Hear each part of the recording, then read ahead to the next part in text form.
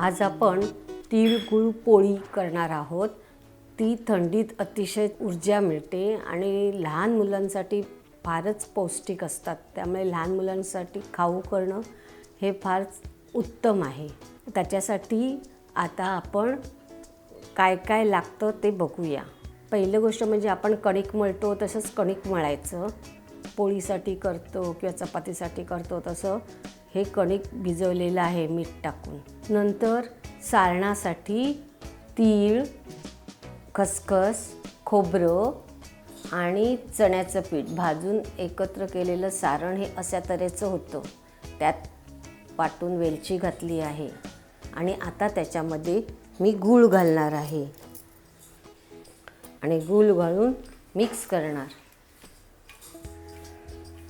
आणि मिक्स केलेलं सारण आता मी हे पोळीत घालणार।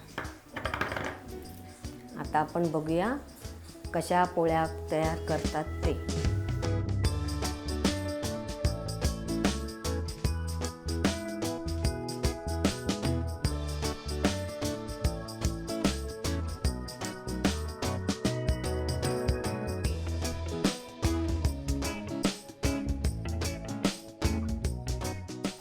पोळ्या लाटताना त्या हलक्या हाताने लाटायच्या, नाहीतर त्या फुटतात, कारण आत सारण भरलेलं असतं ना।